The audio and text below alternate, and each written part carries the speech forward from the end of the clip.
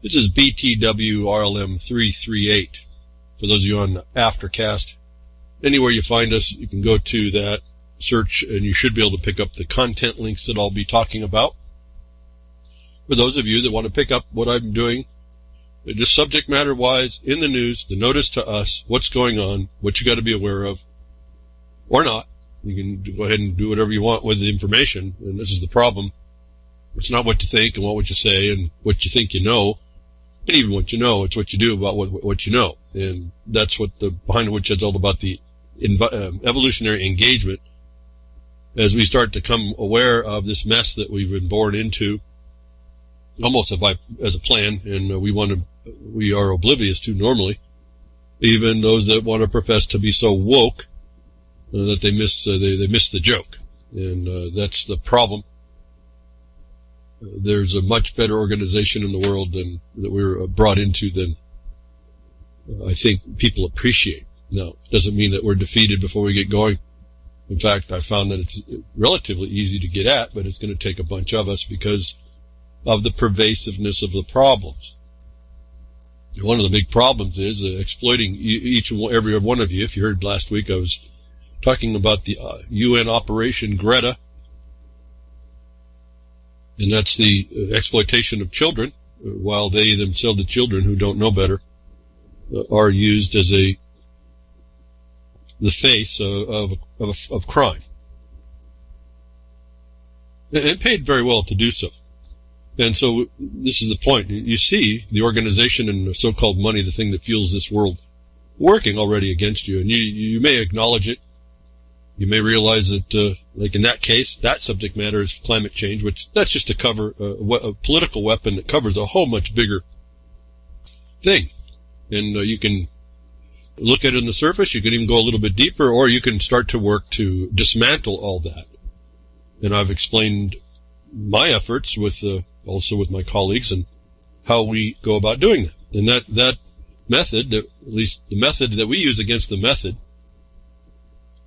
has been successful, but only to the extent that the amount of things we can get to can be altered and changed and brought back to where it's supposed to be. As I conceive it now through land disposal law, there is a republic, and I see what it is that we're supposed to keep.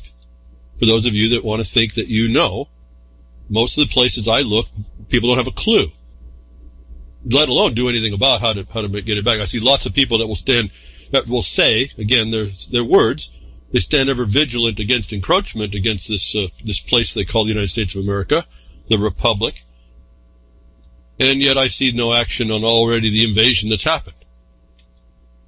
I see focus. Last night Twitter came through about someone talking about a coup against the current president. My mind already saw that, but that's not a focus for me because that happens to lots of presidents. This is kind of interesting that we actually see this one out in the open. But no one's really working to stop in a lot of this stuff, and it's not the only coup if we're looking at the so-called republic. And that is a thing that can be identified. And so, coming from the law of the land, literally the law of the literal land, you can come up and you can find what this republic ought to be, that it isn't right now, but that the black and white says it is there if you were to understand it. Like last week, talking about the very basics of identifying jurisdiction, that there's more than one, that these are the foundations of how this thing works, whether or not they're being subverted by coups to the republic. In part, I see the current president as a coup against the republic in certain subject matters. Those aren't fascinating to me, because they're there. They're not transparent to me. The coups of history that have taken down the republic that no one responds to, they're really not an interest to me anymore, because I can't really do much about it, and certainly not by myself. And I can only work on those things that hopefully provide an example to those of you that finally get to the point when you really say, we got to do more than talk about it. We can't even use our excuse of learning more to stop us. We're going to have to work out what it is on the run, in the battle. And this really is a battle. I don't know if people appreciate that. I don't even know how many dimensions chess it's being played on. I just know I can see a lot of the dimensions, and they have been able to be defeated at every turn. And they only get defeated when you focus on them, not talk about it. And this is my irritation again. I already started. I can feel it coming, folks. So I better stop, because it's just frustration's not going to do much. And then everyone just disassociates from that because they're their own frustration, and we still don't get together to work it out. And we literally do have all that power. That part of the power we do have. But before we get there, we're going to have to be able to be getting there. We have to be aware enough. And I've told you a long time ago that when we saw the modernization of life, those modernization acts in the United States, it was the evidence that the invasion has happened and the laws were coming to take you down internally already. Before you even get here we're still talking about them. They've happened a long time ago, and they made standards, and the people don't understand about the standards. I talk about the regulation standards all the time and how to address all that. For those of you that want to step up and protect yourself in the ways you understand or could, and I get very little feedback on that. But just to let you know, they're encroaching on everything that you would like.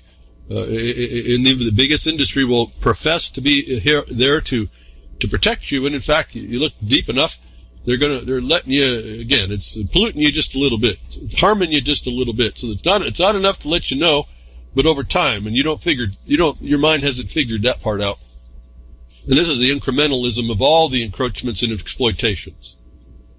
And the method is that if you do it right, no one notices.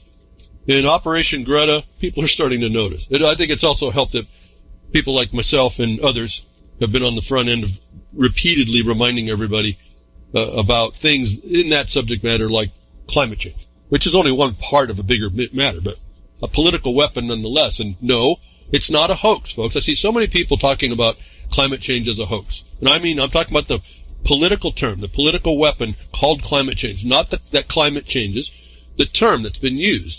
And they keep changing. That's why you can tell it's not real. That thing is not a hoax, folks. It's very real. And it's not a fake. It's a very real political weapon. What it is a fraud. And that's what and therefore, in fact, now that I'm thinking about it, Twitter came through, and it was saying that we're going to give you 7 pills, a red pill, green pill test. So folks, get off the pills.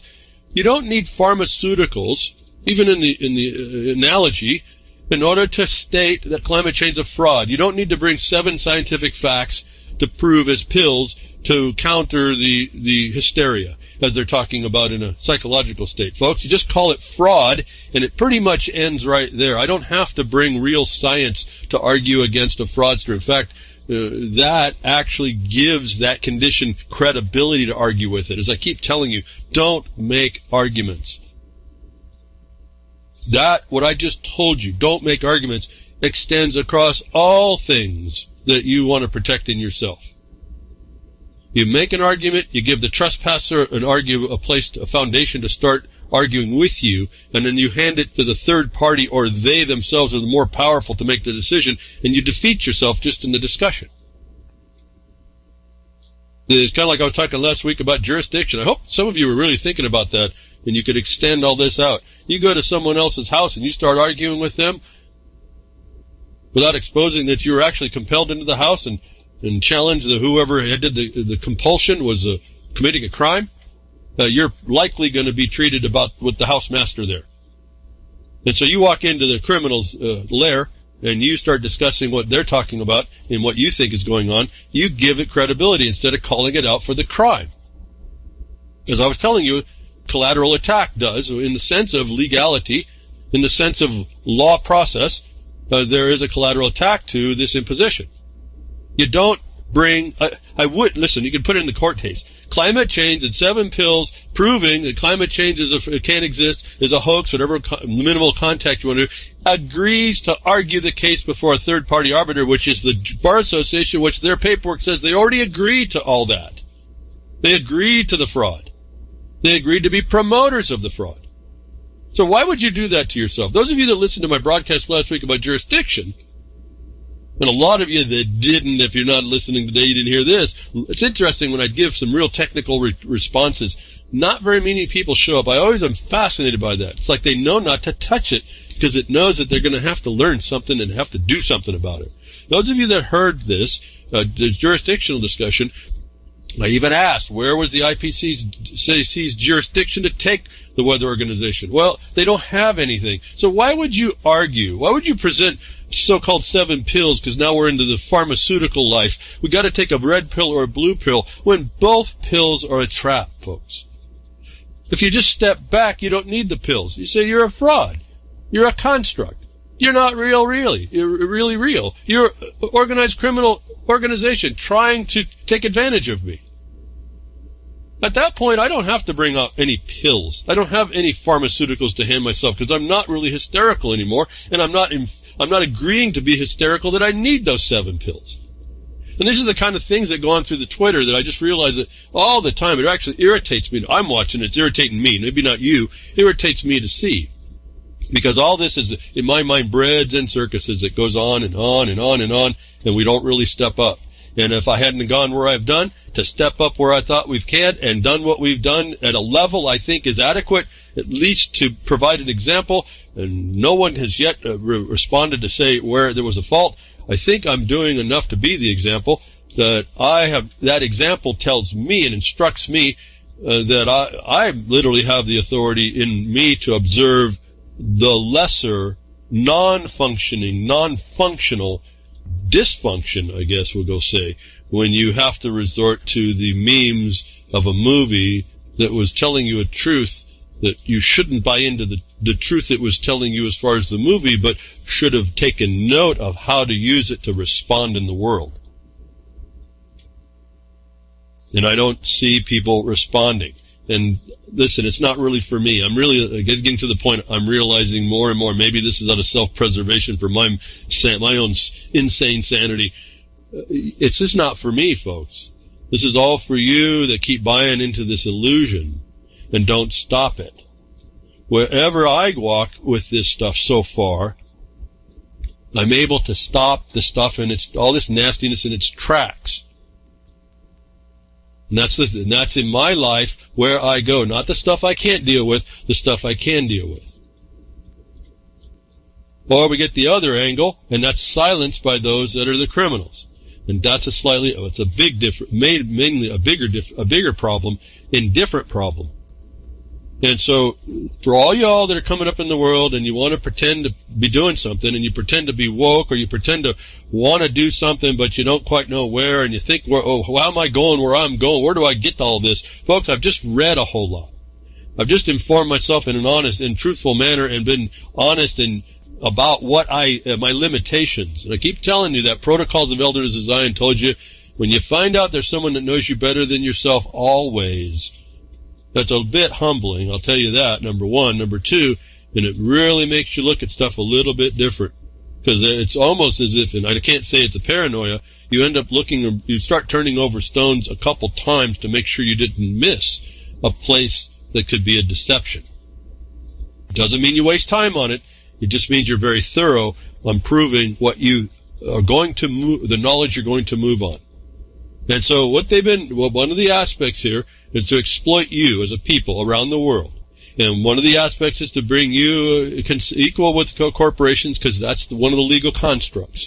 One of the coups against the so-called republic that no one ever fought, never ever. You may talk about it, but you don't go after exactly what the cause is in any substantive way. And this news came out, and it hits me because I kind of like coffee. And I wondered when we were going to see this, because I wondered when Juan Valdez and his donkey were going to rip people off or cause harm to them, because I didn't know what was going on. But Nestle steps up. No, they're the great hero now. Nestle stepped up to testing after finding high levels of dangerous weed killer in coffee beans. All right, glyphosate, MonSatan. I don't know how much damage this corporation is going to be continued allowed to be done. Regulations happened in Europe to try and limit some of this. And remember, the GMO is not sitting too far behind this. But let me read the top of the story. Apparently, beer and wine aren't the only beverages containing surprisingly high levels of glyphosate, a purported carcinogen and one of the most widely used herbicides in the world. It's the main ingredient in the weed killer Roundup. Okay, so they even put a question on the carcinogenetic problem. Let me get away from that. We can get into the argument. They told us that this was supposed to be non-persistent. They lied. It's persistent. Otherwise, it wouldn't be in the food. And so this is our first problem. I won't even get into, pesticides kill things, and if you want to do anything, you're probably going to have to use them on a mass scale. This is just part of the reality. So I don't even know where the answer to the line is, except that when you start entering into discussing purported carcinogen and this and that about this product that we now find is not supposed to be somewhere, and a company is stepping up supposedly when it finds high levels of dangerous weed killer, they agree it's dangerous.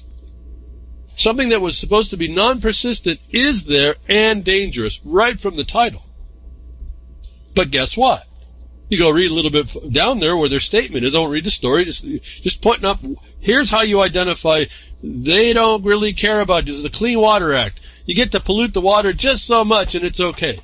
If you lie about what you polluted, then that's a crime. Otherwise, you get to pollute so much all the time. And there's a reason for some of that. Now, what gets thrown in the pollution may be a bit of a problem. I've discussed this with the Fukushima water. I've explained all this before. And there's ways to address it. But there's a reality about us functioning in the world. Now, corporations their sole purpose anymore, and I don't know why we allowed this to change as a people or society even before my generations, a couple generations before, they allowed corporations to have the same rights. Corporations are people too is a lie, but we allowed it. That should have been fixed. You should have had a way to get rid of any corporation that doesn't protect you. And yet we don't, and no one stopped us. And if you look very carefully, one of the coups that happened to the Republic is the Bar Association. They did that. And I won't go through, I've already discussed how that happened. That took over a bunch of your states the same way, same method. But let me go back to what Nestle's the hero now, finding high levels of a dangerous weed killer in their food is. We actively monitor chemical residues, including glyphosate. Do you get the problem already here, folks, in their own statement? Glyphosate's not supposed to be persistent. And they're monitoring residues. So there's a level. And so we've got a problem in the very first statement opening, and they're agreeing to make their product with this residue. We actively monitor chemical residues, including glyphosate, in the green coffee that we purchase. Switzerland-based Nestle said in a statement, quote, "This monitoring program has shown that in some green coffee lots, chemical residue levels are close to the limits defined by regulations. We are reinforcing our controls, working with suppliers to ensure that our green coffee continues to meet regulations all around the world." In this case, thank you, EU, for having a more stringent acceptance of what could be in, the glyphosate could be in, these pesticides could be in your food. But you know what? There's still something that's not supposed to be there. Why? Because the company said they were supposed to be non-persistent. Why am I worried about levels when it's not supposed to be there? That it's there is a problem. Nestle's is willing, it's on the same theory of the Clean Water Act. You can pollute a little bit, as long as you're within regulations. That license to harm you, they can't be found liable as long as they keep on it. This is all the notice to you. They're on it, and they're going to maintain that the residues they do find, which some arbitrary government has said is okay for you, and they didn't answer the non-persistence problem, says it can be in your food. So all of you drinking coffee, likely, in this way they make the way it's system, they said some. Well, that means, how do you identify, where's the identification of none? You have to assume that it's in your coffee now, as they went after your beer, and they went after your wine, and you whined, but you didn't insist to stop, and now they're after your coffee.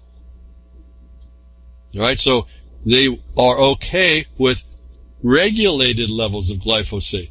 And I don't want to go through too much further than to say, remember, the glyphosate affects your gut bacteria, which is key in your health, and it also binds with minerals, which is key in your health.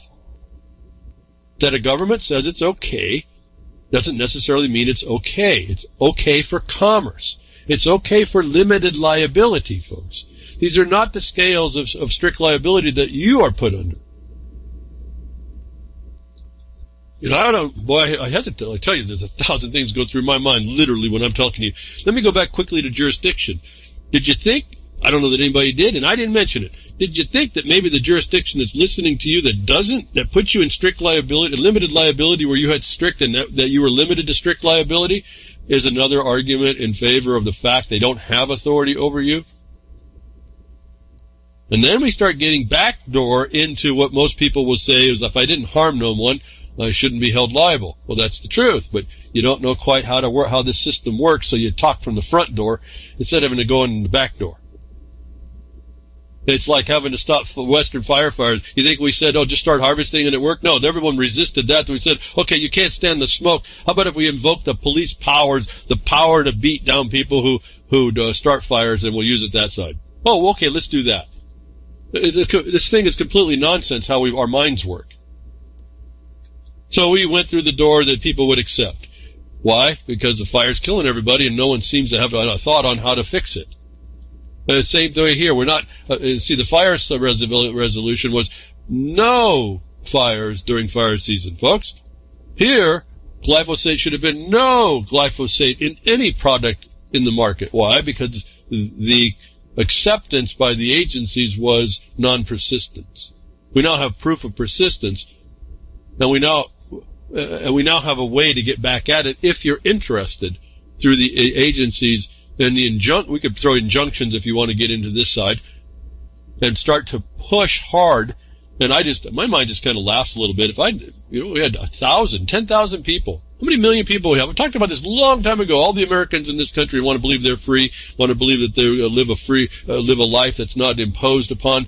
And you see this stuff in over 10 years that I've been broadcasting, and longer since I've been doing the research. No one really responds in properness. That I tell you how to do this, and if we had 10,000 people that would focus in on this in multiple jurisdictions that could get together to fight different aspects of this so you don't all come in sounding like the same form letter, do you realize what you could do in all this?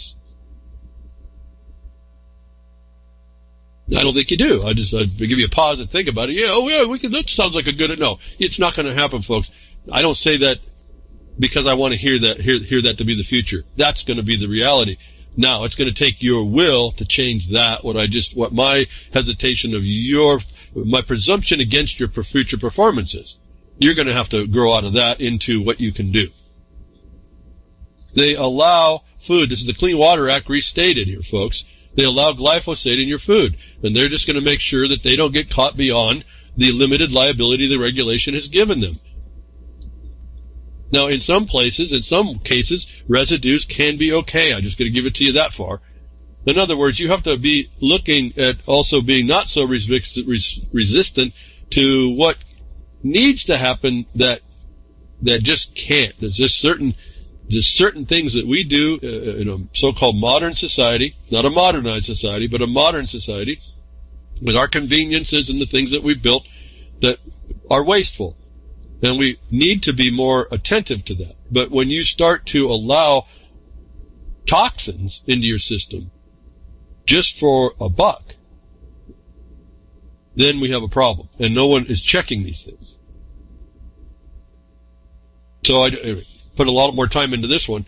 This, to me, I started reading this, and just here in one story, if you looked at it, would tell you your whole world, how screwed up your whole world is. But it also, if you knew the process of it, the system processes, you see that it's been let to do this, and this shouldn't be okay.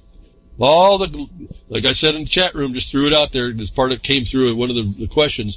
I think maybe Vin E said it. I said, you wanted to go get a coffee. I said, it's going to be a glyphosate latte. They admit here it's in your food, folks. Now, some of you may not care about it. Who cares? Drink my coffee. That's fine. Don't complain when stuff starts falling off of you, though. And you'll probably say, oh, that's okay, I won't. It's worth it. And, again, that's one of the principal problems that we have. It might be over time. When you get to the time when the stuff starts falling off you, you're ready to check out of this place anyway, right? Got nothing else to live for. Who cares?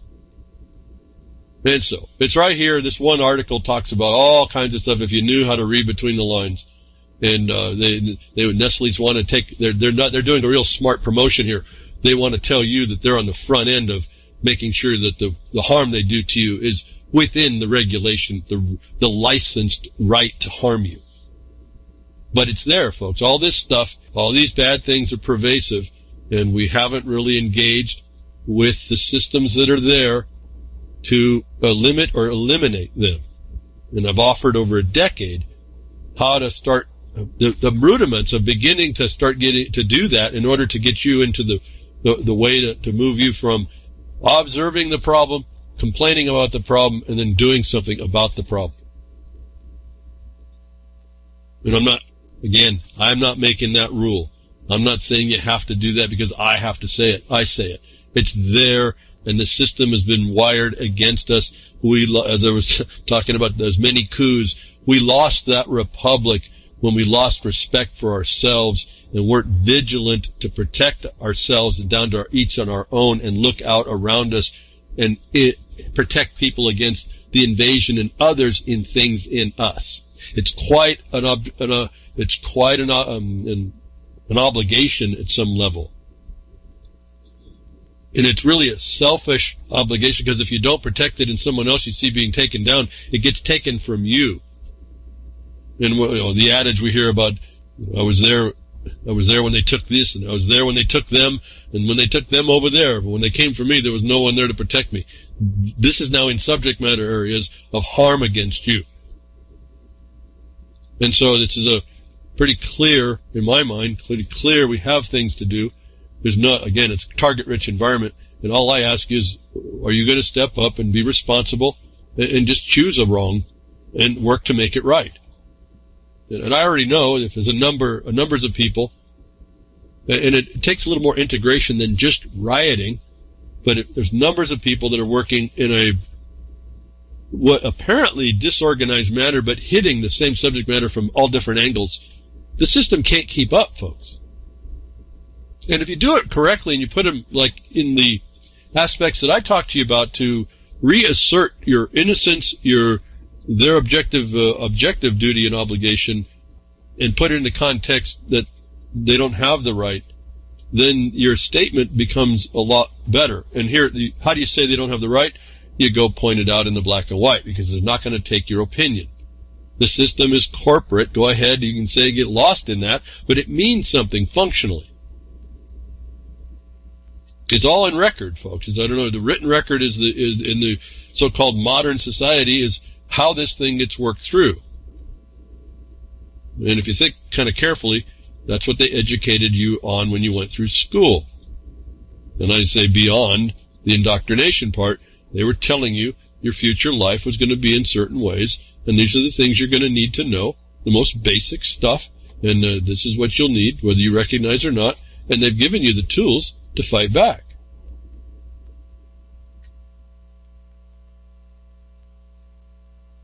So that's when you're fighting back. But you don't want to fight back physically, and you certainly don't want to call and have someone check on you anymore. Again, the system is not really there to check your welfare. They're there to extend their license as far as they can and pull a profit somewhere down the road. Now, what does it profit the government to kill its own citizens? I haven't quite figured out yet. But that brings up another analysis, and it brings us into the idea that maybe we don't live in the place that we were told. And that's another clue that we should have been more vigilant to observe the problems and begin to work against the harms that are given license to have others commit against us. Okay, these are the people that are, you look, Juan Valdez and his donkey. Does anybody know that? Does anybody remember that? That was a big promotion, right? We get into Juan and his hard work and his donkey. Bringing us that coffee that we like so much in the war. So you have that kind of these images in your mind. You don't realize behind that image is this horror. Acceptance of harms. And really they don't want to, not for the sake of the coffee that they're shipping it out. It's a profit, ultimately.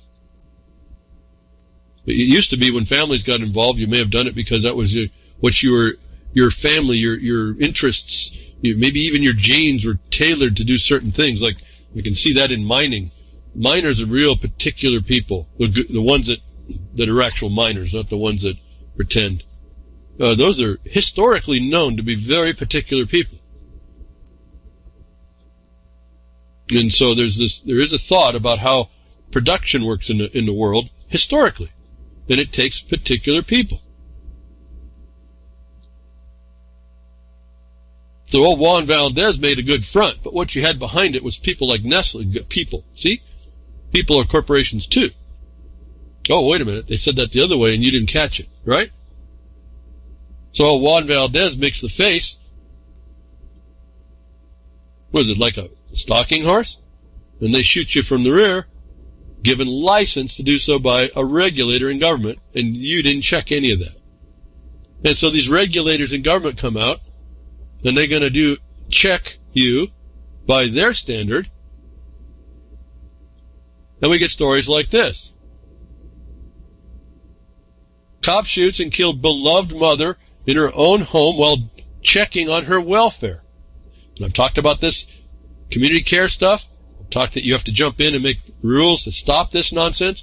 Here's another story that happened back a bit ago. I could tell you all about the story. You don't have to.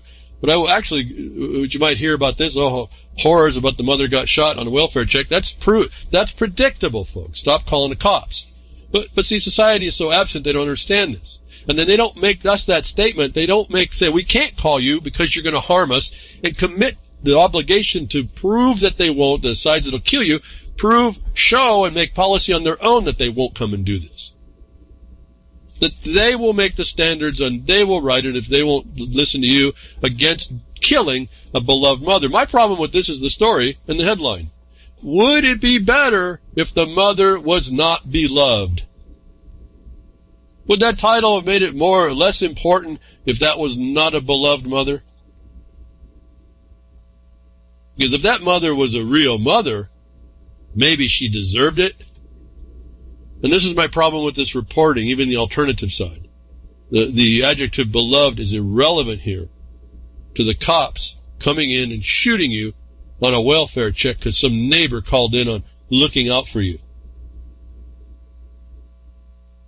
A word to the wise. I don't know how many times we've said it. I'm not the only one. Where you're living in a place that turned on you and you didn't check it. You're living in a place that under the care. Look at Nestle's, I'm coming to help you. We're going to keep our glyphosate levels underneath the regulation. And you miss the fact that they're going to go ahead and make product with glyphosate in it. And I say, it doesn't matter if it causes cancer and this and that. They said it was non-persistent, and they said that because they knew it was going to do harm. If they said it was persistent, then they'd have to do all the tests to prove it didn't do the harm if you were vigilant to pull it off. That's fraud. That is an answer in itself, folks. Like I tell you, don't argue about climate change. It's a fraud. Don't have to argue now. You got a criminal in front of you. Is a criminal going to listen to the 7 scientific facts why it's a fraud? A hoax? No, it's not a hoax. It's a fraud. It's a crime. And it's an organized crime. And there's big money behind it if you didn't understand what Operation Greta pays the abused child to be the little actress that she is. Cops shoot a mother in her own home was sufficient for me to know. We've got a problem here, folks. They're not caring about your health. I'm singing to the choir here on some of this, but those of you that I'm singing to the choir to have to make this more private to you and say that's not right. I'm going to have to do something to stop it. And if not this subject matter, anything else. Something that you're more conducive to agree that needs to be stopped. It's really nonsense when I see people take on what they'll rather talk about and only talk about instead of what they'll grapple with. And for those of you that don't understand tactic things, with touching, grappling didn't mean anything to you, did I? Well, you could see what I just said, didn't it? No, those that use your eyes and in your mind instead of your fingers, you probably understood that. When you hear a problem, those of you have the audio, you're driven by audible cues. See, they know how we're separated. You're only listening to the words that I say that kind of trigger in your mind the response that you're more adept at. And there's lots, and they're different. You will respond to the world different. The problem is the world is already there, and it's not changing much until you change it. And I'm talking about the negative, the harmful parts. Polio vaccine, still causing polio after all these years. Another administrative condition, another lie, a fraud, not a hoax, that harms people but's given license. And they're okay as long as they put it on their data sheet. I keep telling you to read that. You'll find the paragraph that shows the harms, if you didn't know harms were there. I don't have to be anti-vax to know the harms are there. And then if I do a little more research, I find out that it's not predictable who's going to be in those harms. And then you research a little bit more and you find out, actually, the shots are actually causing shedders. So the polio vaccine is still causing polio after all these years. This is not the only vaccine that causes the harm. What more do I need to know? If I'm someone who has grandchildren or little ones or my own sons or daughters, and I'm being faced with a mandatory imposition of some official that never had the right to impose harm, never had the right to make a record to be able to impose harm, is starting to impose harm. And I've explained how you can put yourself, at least for now, because there's not much else we can do because we don't have the masses, you go ahead and use your minimal status to show you're within the minimums that they say wouldn't affect that system. But when you find out that the polio vaccine is causing it, and you go to the data sheet for that, and you go over to the other vaccines, you see the same thing in those areas. And I'm not even talking to the fact that there may be strains of it they don't have a vaccine for. Why flu can be had, why you can still catch a flu after you get a flu shot, if the flu shot didn't hurt you or kill you, or impose upon an immune system that was not capable of handling it. They don't tell you all this stuff. The choir here would know about that. But those of you that understand that and listen to what I'm saying about how to refine what you say in order to address the problem, in order that you do address the problem and don't become a bunch of noise against a system that won't hear it, but you actually address and solve the problem. Those of you, I would think you have an obligation to step up and be that example. I would hope so. Otherwise, what's the point? What's the argument? What's the complaint, really? So, polio vaccine still, I don't have to read the story. This is an ongoing saga of limited license to corporations and governments to harm you. And they do it on a national security or, in other words, police power imperative. And I told you years ago, if you didn't step into that quick and head them off, they were going to do it, and that may not be survivable. We may not be able to get around that. And I think they've done it. I'm actually looking around. I think they've done it. I keep talking to you about it. And I keep even giving you ideas, even though they went there first. They understood how to do this against you before you figured it out. I came here to tell you looks like they did it, but here you can still go after them. It's such a small, narrow path now, but it's still a path.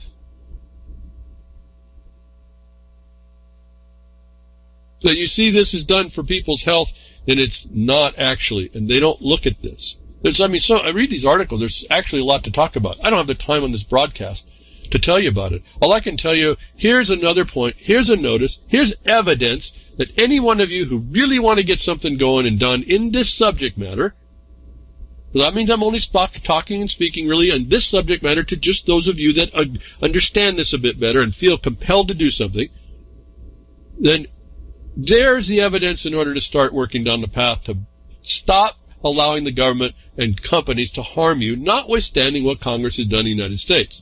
And then you could also work this globally between people in different philosophies to pull together, to bring the different aspects together that are needed to shut this down. The harm's down, not the good stuff. And this is how you show that there's a good thing, and then you show that you're also seeing the bad thing, and that way you're not in a position where you just always see bad. And I say that because what came back to us is when there was that meeting with the commissioner and the president, one of the first things that was said was, I can work with this agent, but I can't work with this agency.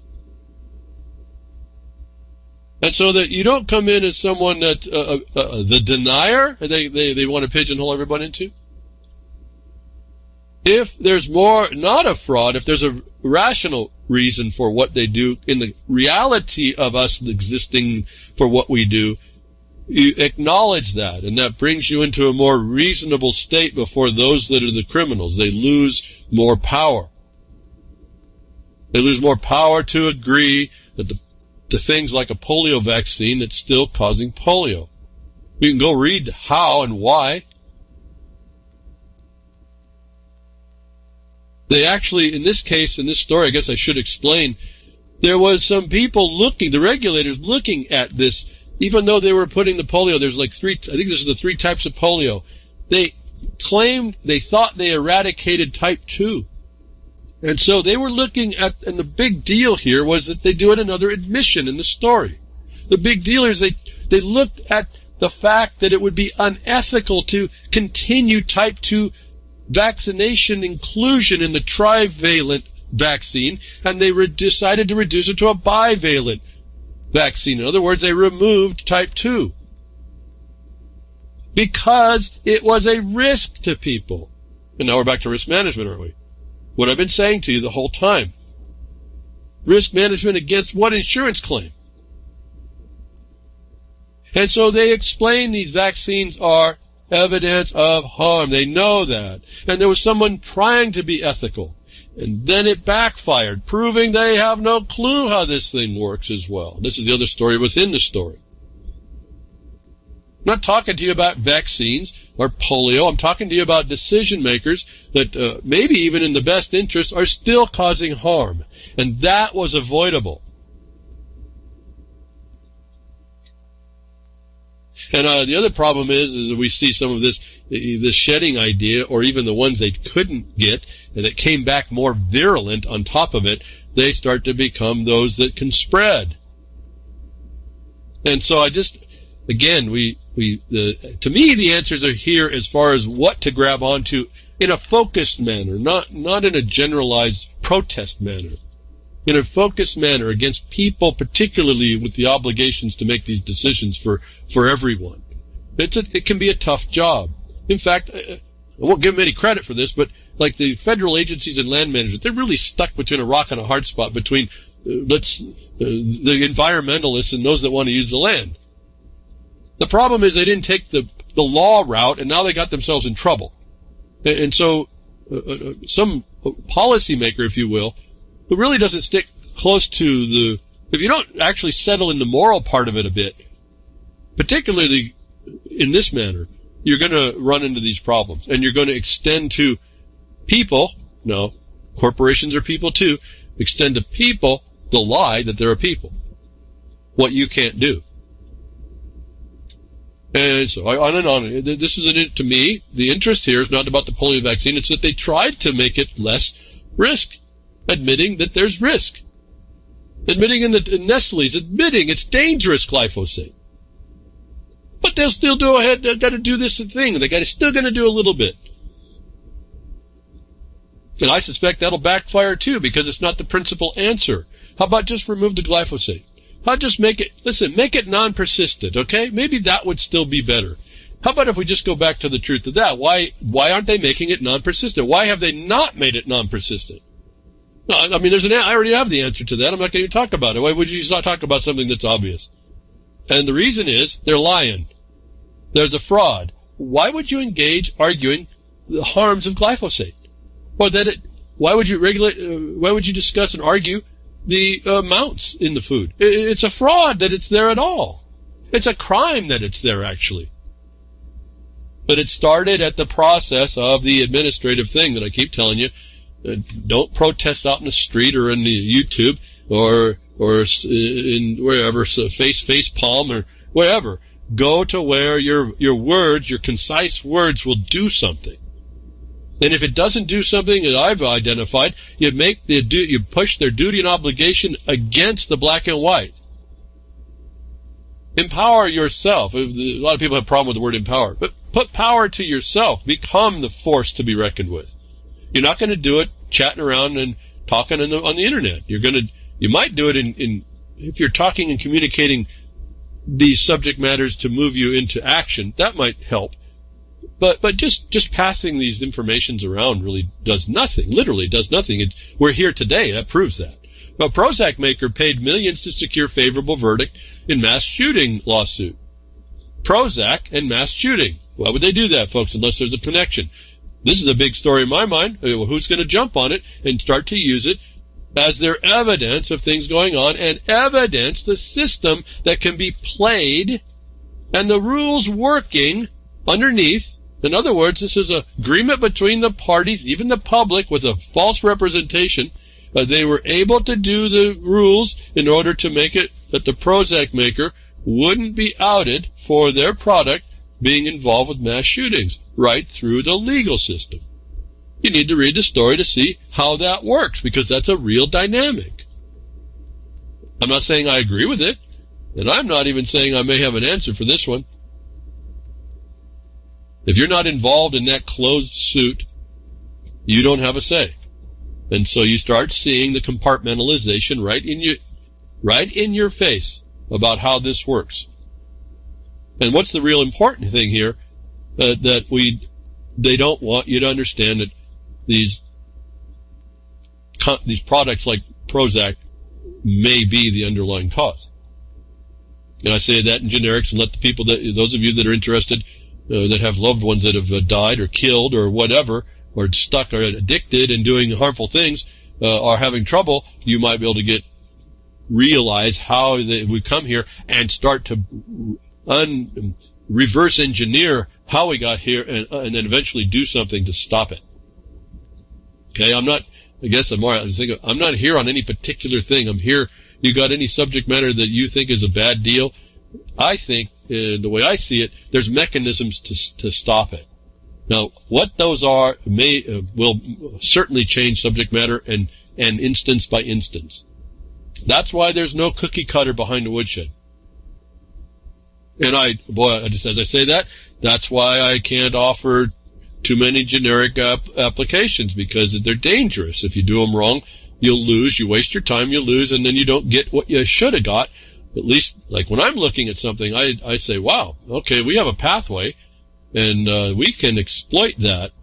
And in a way, you're looking also for what? For things that they don't understand or they can't deal with. That's how really the environmentalists are defeatable. If the people in North Dakota, the Indian tribes in North Dakota, would listen instead of been arguing with me and angry with me and then didn't listen, they would have had the tools in order to do as far as they could have instead of what happened to them. Again, it's the same bureaucratic, in this case, non-judicial at this point, conditioning that you do in the record beforehand. And in a way, I can see why you should do that, because that's non-threatening, non-jeopardy, there's no jeopardy, and you can actually see, and this is part of the reason why it's done this way, you can actually get down to the last little bits of the issues that are really the ones, the questions. And you don't get played. Like I've been talking to you about the stalking horse condition. Those that have a better idea how they play you against what you think you are versus what you really are, and how they play the matter in order to get the agenda they want. So when you understand the climate change is a scam, global warming is a scam, you understand that you start looking at why are the oil companies into promoting climate change, and then you find out about a carbon market, and then you find out about carbon sequestration, and then you find out that the climate change is a weapon used for sustainable development, and the Bar Association agrees with it. Maybe you'll start to understand how layered this thing is, that maybe the Bar Association will agree with the oil company, and that you better understand and factor that in to bring in oil, even though they're complaining about it.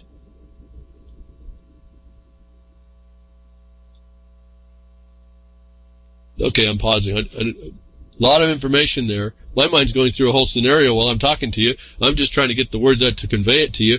There's everyone's being scammed at a very deep level. Unless you start getting at the core of it and get off your emotions about it, you're not going to prevail. You're not going to even get to the first steps. And here I see every week notices to us on how we will do that. In a methodology that is almost cookie cutter. The difference and the distinction is within the subject matter and the particularities. Those are the things that you have to build in. Moving on. You think EPA, government cares about you? You think that, again, you think that they are actually doing things that look out for you? The EPA, I don't know why we keep talking about it. I mean, I'm back to climate. It seems to be the news. It seems to be the focus of how you identify this method that goes in every facet of life. The EPA happens to be one of the pillars of the implementation of sustainable development of the UN. How many times have I done broadcasts on that? Go read the documents if you don't believe me. I don't have to prove it to anybody. Inside the organization, they've got problems. Inside, they have people that are criminals. They get somehow the talkistocracy is everywhere anymore. Our notions of goodness didn't exude into these institutions, and we weren't vigilant enough to keep check of that. Don't forget, climate change guru EPA's highest paid bureaucrat said lying was a rush. So you got people in the organization that they think they can get away with it. And they do, in lots of times. This guy didn't. They're living on their base nature. They're living on their ideological extremism. And that's why you have to have that black and white. That's why I tell you to go there first to see what's the rule for the limitations. Remember, we said jurisdiction is a limitation as well. It's defined somewhere. It doesn't extend outside.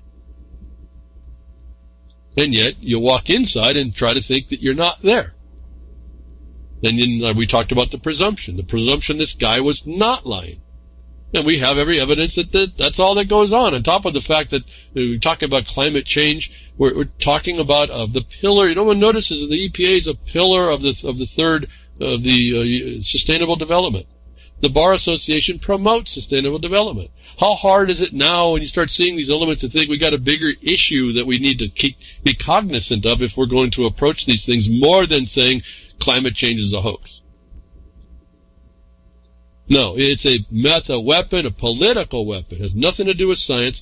And the people in the EPA are there. They're an agency of the United States government to promote this harm, punitive harm against you.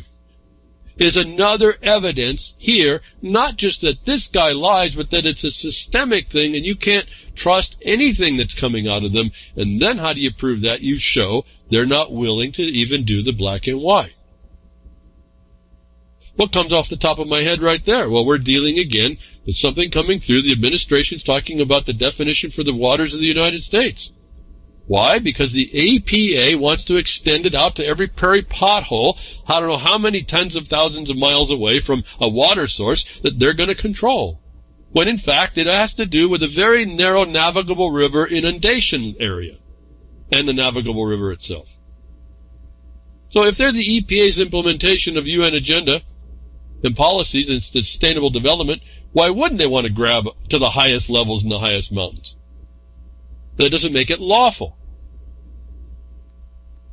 And so you have to come in and say, well, these people lie, they're willing to lie, they get a rush out of lying, they don't follow the law, here's the basics of the law, and here's what we say your interpretation is. Why? Because nobody to this date has actually interpreted it at all correctly, let alone close. And so you build in a way to get at your problem. This happens to be with these EPA regulations. It could be with any subject matter. Doing a wellness care and a woman who you're carrying, you're going to do check on, you kill her. That can be dealt with. You have to focus in and do that. These pharmaceuticals that are made, they're finding out are harming you. Those can be dealt with on a couple of levels, actually. You remember, you got the market side as well. And so, don't forget, is the title of this, the EPA got a rush out of lying. Now, they're going to distance themselves from this guy, so don't rely on it. The point is, it's a culture, okay? You get into how you discuss this. In everything, you can start building a scenario of plausible environment that is conducive to allow this harm. And you don't do it, again, always got to say, you don't do it with your opinion. You think it's going on. You get the evidence, if you can, or you develop the pathway to get the evidence. Or as I've shown you, when they don't give you the evidence and you can tie it to the covering up of a crime, you now can bring them into felony. You have to think this way and establish this set of facts and make a record of it. You're not going to get at it by just complaining. Well, the climate change is a hoax. It's just not going to happen. The Prozac causes murders. It's not going to happen, folks. There's a whole dynamic protecting a commercial system. There's a whole dynamic that, again, you can see it in the Libra Code. The military protects itself. And I say that's in the negative because when you see that the proclamation of the Civil War wasn't ended, the military becomes one of the coups against the Republic, and nobody shut it down. Even though there was self-evident, maybe you couldn't. Maybe there was a self-evident proof that we couldn't keep it. And so I'm looking at that that potential, and I'm saying, okay, even within that, what can I do? And I'm asking you to consider that you take on that attitude as well, if you really care. And if you don't, I don't know what to say. It's the decisions that you make. But I would rather that you don't waste your time trying to thinking that you know something and try to facilitate others into doing maybe the bidding you don't want to do by putting information out. And in particular, because you're not studying likely wrong information, which I got experience on dealing with this week in Twitter. I mean, it's really fascinating how much bad information gets passed around that people don't even recognize, that someone's trying to make a point that's not a point, and when you try to tell them that, they get mad at you. They actually claim that you're irrelevant. And again, that didn't last long for the other guy, but the point, or gal, I don't know who these people are, but the point is the social media passes such trash information that passes is okay. And nobody ever puts it into practice to find out. And I'm glad that sometimes they don't, because if they put that idea into these ideas into practice, they're going to find out how fast it works. Kind of like standing outside the bar and saying, "I'm not coming in," while you're standing there telling the judge that. You'll see how fast that works anymore. Instead of putting a paper in that challenges the as I was talking to you last week, the obligation of the other party, the state's attorney in this case. Anyway, climate change guru just got a rush out of lying. He's also part of one of the coups against the Republic, if I can put it in the context of the email set that I saw, which is valid information if you can do something with it, totally irrelevant if you can do nothing with it. And what have I said on this is, again, last week I put it out, responding to Jill Stein, responding to try and diss Barack Obama about the climate change and Greta Thunberg. They're both in on it, folks. They both will use one end against the other in order to advance that cause. And unless you catch that, you're likely not going to stop it or come anywhere close. And that means you're going to have to be engaged. Not because you want to give the 7 scientific facts, but because it's a fraud going in. It was a weapon, a punitive weapon. We had punitive because in the governmental sense, that's what they're not supposed to do, where they have no right to do so. They don't have, they don't have the limit is not into the area of punitive harm without due process. If you don't speak that way, you sound like any other denier that can be dismissed. And then we waste decades, folks, doing this, as we're going to continue, even though it looks like things are turning in that subject matter. Again, I said climate action is Friday for fraud, not Friday for future. It's man-made, Michael Mann-made. Global warming is treason. That's not an opinion. I got a default judgment that the political parties, at least in the minimum, the political parties and the Bar Association agree to, right? That climate change is politics. If you think that the regulations are more than the limited liability to promote commerce, you're missing the point. If you don't speak to that, you're missing the point. You'll be dismissed. If you walk in with your opinions, these things are no good and do harm, you'll miss the point and they will ignore you.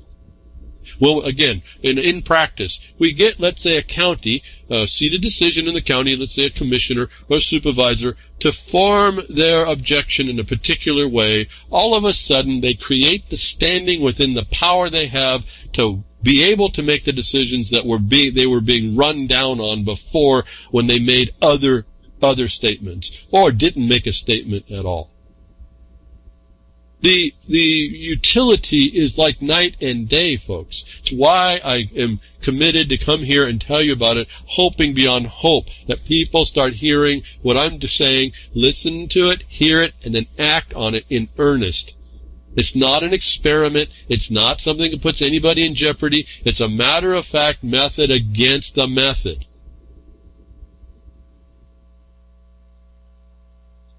The law allows hospitals to kidnap you for profit. This is, I told you before about psychological holds, how they use this.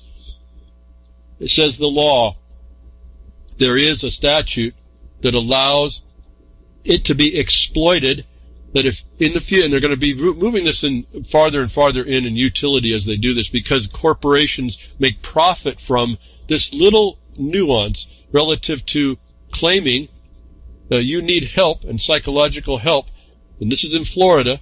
They get to put you in, a doctor can put you in, it's called an involuntary hold, for 72 hours.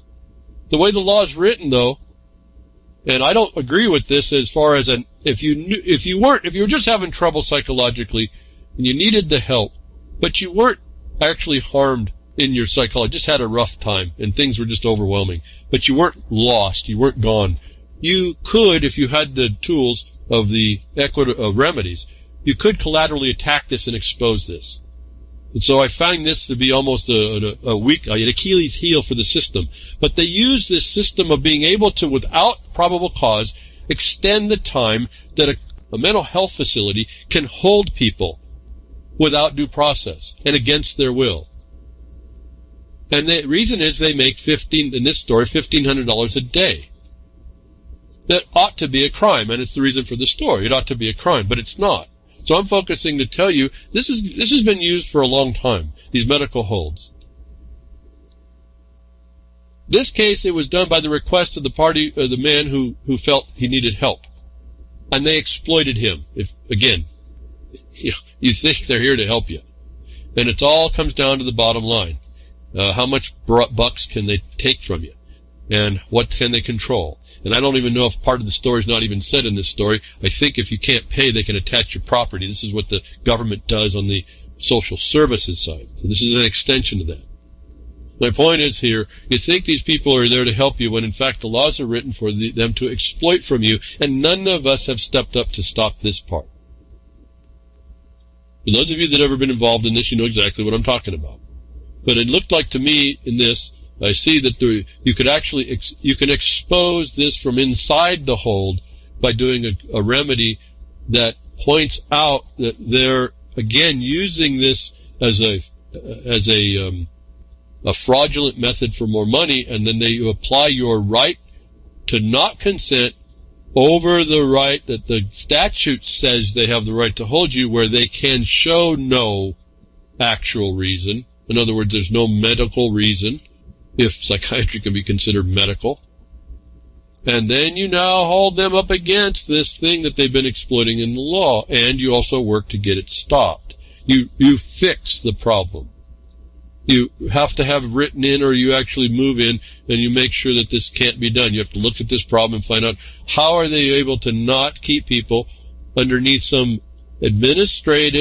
judicial administrative timing problem. How to stop that. So they can't use the 5 extra days that they put you in court when you challenge it, when it's challenged, against you or the state or the taxpayer. It's a theft of the taxpayer as well. This would be like almost a whistle. I could also see a whistleblower case. The point is we have a authority, the state, saying that they're going to come to help you. They're coming to help you, and then they exploit you. Now, the woman in the beginning story got all her civil rights, didn't she? Yes, she paid the ultimate price, the exactions of every kind, underneath a cover of care. And that, to me, is clearly, you're able to say, under the color of a title that the government actually doesn't have, they took a life which they didn't have a right to do. That's felony. That's extortion of a life and the right to a life. If you just say what's wrong what they've done, you're not really going to go far. Some people will agree with, I would agree with that, but that's not going to change the next time the cops are knocking on your door because some neighbor was helpful. So just the Florida's Baker Act allows doctors, police, and judges to involuntarily commit patients to psychiatric hospitals for up to 72 hours if they show signs that they may hurt themselves or others. So one of the clues is there, folks. Don't ever say you want to feel like you want to hurt yourself, even if you feel that. Because there might be other ways that you can move around that. And for those of you that feel this way, make sure you seek the help. I'd rather see you in a place to put yourself in a place of quiet for a while you work through the problem than to really act on what your feelings are, because that's what they are. And to me, that may be a misbalance and imbalance in your system, and you need to work on that, not necessarily anything else. But anyway, I can't say about that. If you need help, go get it. But be aware when you say this that there's consequences and you will be subject to exploitation. The man only felt like that. He was fine within a few days, and then they kept him. And it's because the law has been set up to allow this anomaly. This is the same anomaly that's set up in lots of places to take advantage of you in other areas. I guess I'm pointing that part out because I tell you, I look at these as subject matters of problems. The subject matter of this could be a different one, and you find the same loopholes, so-called, that are in there to do the exploitation, which if you go back and look, you can actually start to seal it up, or actually seal it up. Why, I say, if you don't want cops to come shoot you while they're looking to care for you, you gotta go down and get the policy changed on the steps that they're going to now take in order for that to happen. And as I said, see, all this stuff, these thoughts come through my mind. What I just said, that what came out in a real application was when you do a citizen's arrest. Don't do citizen's arrest, folks. But those of you that understand the problem, I guess you know what to do. Those of you that only heard about it and think it's a good idea, don't. You really have to research this out. It's where I tell you, before you can execute that, you better go work out with the local sheriff and or the city, whatever the police agency is, the steps between the arrest and getting them before the magistrate, which I think is universal process in all states. So you got to get them before a magistrate. You got to figure out with the officials that are going to come and arrest you and blame you for doing that, and you'll be civilly liable, with the steps you're to follow. The black and white you have to follow to exercise that right that's given in the statute already. If you don't do that, don't do it. If you don't work that out, you don't have to do it officially. You do it well. You do it privately with your communication, and they likely won't, which shows you that that's not a remedy. And so what have I just said? You build up that you don't have a remedy for private crime against you, notwithstanding the statute. That puts pressure on them. And so if you have 10 people working on this, you hit them from all these different angles. Okay? There I'm pausing again, hoping someone picks this stuff up, starts to apply it. I'm not saying go out tomorrow. You've got to learn a lot, but you at least got a basis for action to stop all this harm against us in all these different ways. How ludicrous is it that someone comes for a welfare check, comes to do a welfare check on you and has the license to kill you? And then the story about it is she was beloved. I don't care if she was the most hated mother in the world. No one had the right to do that. And if those of you on the outside on the streets wanted to make a point, you hear about, remember, that's no different than we had a suspicion that we're here to help you on the street while you're trying to say, do I have the right to bear arms in the open? That's the same problem. So if you haven't picked that up, I'm telling you how to address that the very same way. These people that you're dealing with are morons, okay? The IQ minus. And they still get, why we know that? Not my opinion, folks. You go find the Supreme Court decisions. That's why you have to now delineate your life, their life actually, your life, so they don't take it, their life and how they're going to properly do their job, which you now explain as a duty. You're going to have to delineate each step for them. Because somewhere in this country, and I guess globally, we've given license to this official crime. And yet there's laws, I look everywhere, there's laws against it. So how did we get there? Who allowed that? Had to be us, people. So then, I had the idea here, we have judges and cops and doctors can put someone on commit people in psychiatric hold. Where do you think the cops and not necessarily even the doctors, the cops and a judge might get evidence to be able to invoke these kinds of laws? But in all the evidence of your data, right? And in the evidence of all the stuff that they have available to that they can just type in, especially the police, in an investigation, now all of a sudden supposedly under a whole different body of law and protection, they can get all this information. If this officer, as I've been telling you, makes up that you have a psychological threat, which you see how they're doing the red flag laws, they can make up that you need to be put under psychological hold, and then you do some kind of resistance, they just shoot you. How's that for efficiency, folks? You want government efficiency? You're watching it. Is that civil rights? Sure is. You got every bit of it. Exactions of every kind. They're doing extortion right there, and no one knows to stop it. And, you let it happen to the neighbor. In fact, the neighbor will call on another neighbor to let it happen, don't they? And there's no check and balance. This is not just about wellness care checks. This is on every subject matter I see in the notice we call the news. And where do they get this information? Secret FBI subpoenas for personal data go far beyond previously known. This isn't even a story. This is just notice to us. I've told you about this. I told you this is the big data. Private data is going to be, the private big data will be worse. And then they tie back in public-private partnerships. That's Agenda 21. That's the fulfillment of sustainable development. They plug back in to give the cops the information, and then you find out the cop has the ability to put you in a psychiatric hold, which they can exploit you. And if they really want to focus on you, they'll create the evidence in the record to be able to legitimize the holding. And I don't know if you appreciate that once the system has chosen that for you, it's going to be very, very difficult. And if you don't know how to address those things in real time, or they take away the capacity in you to do so, which they can a bit, or mostly actually, you're going to find yourself in some trouble. And we don't see it quite yet, but I can just see this, all the pieces are in place. All of you that are younger, probably, certainly Generation Z, X, whatever, those kids, wow. You pass the word, they're going to need to know all this stuff if it's available to know.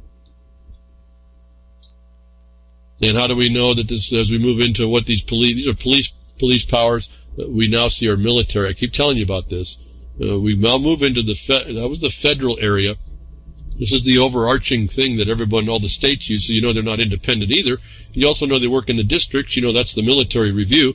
And so the FBI working now into the new modernization of America. Another coup that took out the Republic that no one responded to my dismay. Partly I went to crickets when they said when the coup themselves said what was going on to y'all, and you still haven't responded. The intel community nixed the whistleblower demand on first-hand info. So if you're on the inside and you want to go after someone on the inside who may be trying to do something right, the intel community inside the federal government has made for themselves a special license that they don't have to tell who had an idea that there was a problem in order to go after somebody. Inside a system that will collect up this data that goes far beyond anybody's, it doesn't anybody's, but most people's awareness of how this works, of how the condition is coming down upon you as they roll down technocracy through this imposition of, again, sustainable development and or just military control of your society. Silently, ever present, over time, incrementally, and No one, even the ones that put being vigilant against all trespass on us in statements that they're protecting, have noticed. I'm astonished, really, at what passes people's awareness. But inside the system, you've got other dynamics as well. I want to, like I said, I've been pretty innocent about thinking about what's going on. You want to believe, folks. You want to believe it's all right, and it's not, and it hasn't been for a long time. And here's a story about how the system inside the system, the blue line, how it keeps control of itself, and what happens. We've heard some of the stories of cops coming out and being whistleblowers. Now, if a cop wants to talk against that whistleblower for exposing them, the intel community is just given all jurisdictions a license on how to do that, which is the point, getting us down to local cops. Do you think it's all fine inside? Do you think that the cops are just the element? They're a cover too. And here's a story about that. Cops beaten nearly to death by fellow cops for exposing a literal gang running the department. And this is an LA County Sheriff. There's a gang running that sheriff's department. And it didn't show up last week. It's been there for 40 or so years. And so when I tell you why, you look very carefully at what doesn't happen, look at the silence of what doesn't happen, this starts to expose why those things don't happen. It's not just that the government's bad, it's organized crime, and then it's organized crime inside of that. If you want you want to know where Russia came, and they brought their Russian nested dolls here in the United States, and they've been running this scam against you for decades and decades and decades. The cops beaten nearly to death by fellow cops. So much for the brotherhood, as they find out a gang is running inside. So I told you before, when you don't see pedophilia and the major names coming down in the system for doing this, you think, oh, then they're not doing it. They're the esteemed. They're protecting us. No, it's because there's gangs inside of the system that's protecting that system's organized criminal activity. First evidence, if we hadn't seen it before, again, I told you, it's more powerful that you get it from the perpetrator best. And that's why you're starting to see a pushback when anybody who tries to do FOIAs, and why everything goes underneath national security. I told you they figured you out first. And I'm sad to hear it, and that means me too, but then you have to figure out, well, even so, how do we get at this? Usually there's a way. There's a way to set up the condition. I've done it a couple times when they don't want to talk to you about the proof. They want to keep it away from you. There's ways to get at it to prove it up. And I've explained a couple of them in the past where you set up the record and they come back and they say there's nothing there. In this case, when they're just withholding it without the national security imperative, and you say, well, you should have at least sent the letter I sent you. And so that's evidence that you're lying. And so you pry it from them in ways. And so then you use the expectation of a right against their national security. And as I told you, you point out, now I've said before, and it's coming out again, you have to have evidence.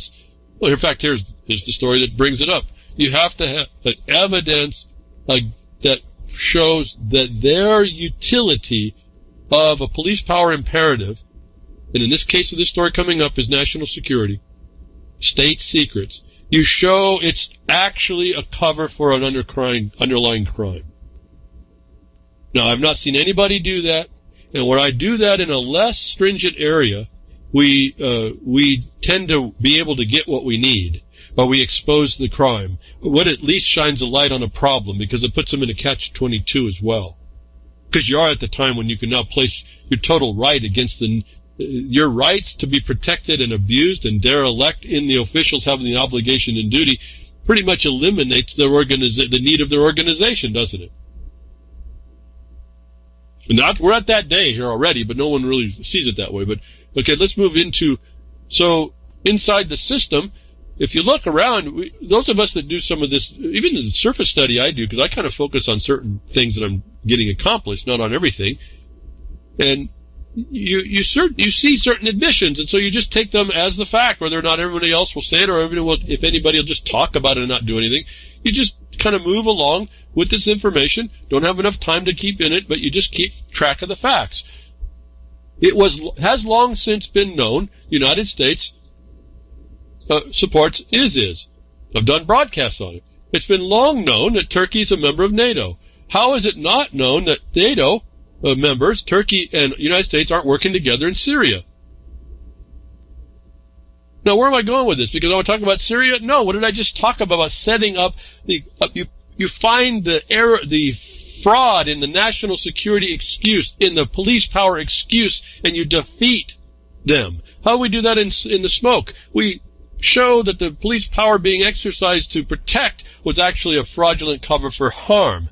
And that's how we eventually, part of the theory, if it wasn't a theory, it's actually knew it would work. It starts out as a theory, as a thought to try and execute, and that's how partly we worked that.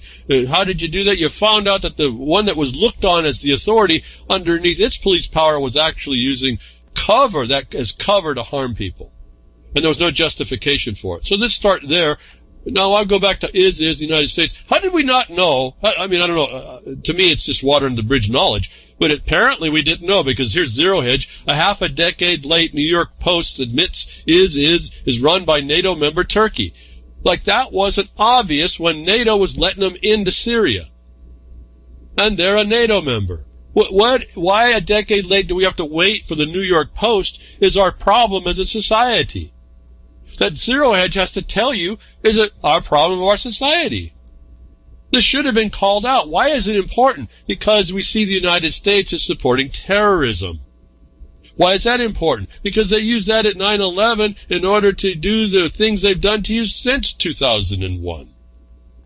And now we come to the thing I've told you you're going to have to do. You don't have to do a long, deep study. You can do all the objective official evidence that goes back to expose that this harm we call terrorism in the world is United States instituted. Because what you're up against is this military consequence that uses national security or state secrets to protect this.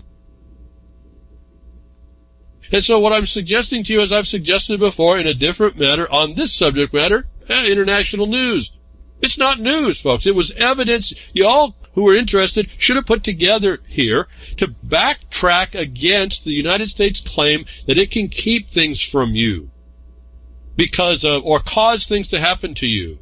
As I've talked about the TSA and your presumption of innocence. Where did that go, folks? Against the national security imperative where you're supposed to presume innocence. Now you get to back up that whole point. They're making this stuff up with the intention to take your rights. And the proof of that is they've taken your rights.